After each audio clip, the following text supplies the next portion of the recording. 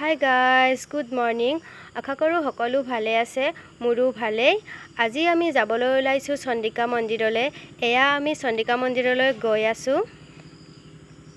এয়া দেখিছেনে ছয়গাঁৱৰ ৰাস্তাবোৰ গোটেই বেলেগ বেলেগ হৈ গল, ওভাৰব্ৰিজ বনাই আছে।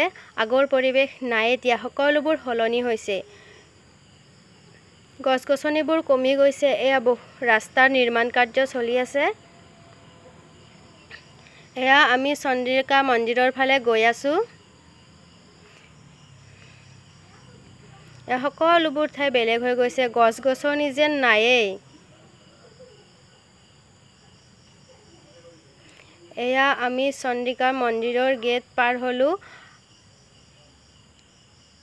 চন্দিকা মন্দিৰৰ ফালে সোমাই আহিলো। এয়া অকমান গলেই চন্দিকা মন্দিৰ পামগৈ।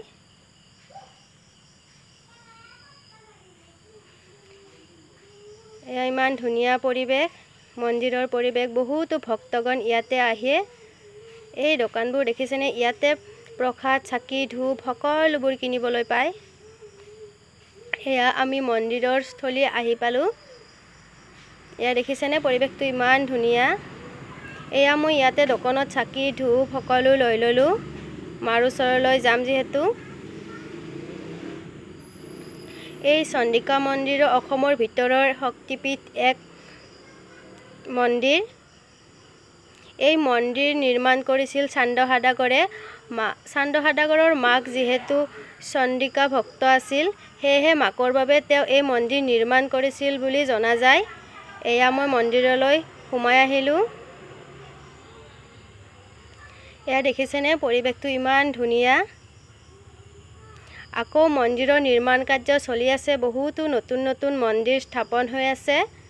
এয়া দেখিছেনে নিৰ্মাণ কাৰ্য চলি আছে। এয়া শিৱ মন্দিৰ। এয়া মন্দিৰটো কিমান ধুনীয়া লাগিছে নহয়নে? ইয়ালে বহুত ভক্তৰ আগমন হয়। ইয়াতে জিৰণি ল'ব পাৰে। আৰু কিছুমান মানুহৰ ঠাইৰ অভাৱৰ কাৰণে কাজকৰ্ম পাতিব নোৱাৰে, সেয়েহে সেইসকল মানুহে ইয়ালে বিয়া, অন্নপ্ৰাশন আদি কাৰ্য কৰিবলৈ ইয়ালৈ আহিব পাৰে। ইয়াতে বহুতো ধৰণৰ সুবিধা আছে, ঘৰ আছে, লেট্ৰিন বাথৰুম আদি সকলো সুবিধা আছে। এয়া গণেশ মন্দিৰ।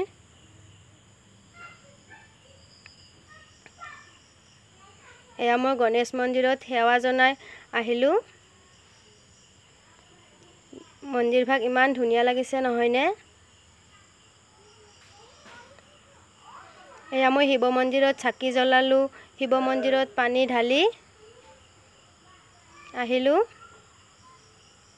এয়া দেখিছেনে এক অপূৰ্ব সুন্দৰ দৃশ্য। এয়া কাছ, ইয়াতে বহুতো কাছ আছে। ইমান যে ধুনীয়া লাগে চাই। ইয়াতে মাছ, ডাঙৰ ডাঙৰ মাছ আছে। এয়া আমি কাছ, মাছ চাই এয়া ঘৰলৈ উভতি আহিলো।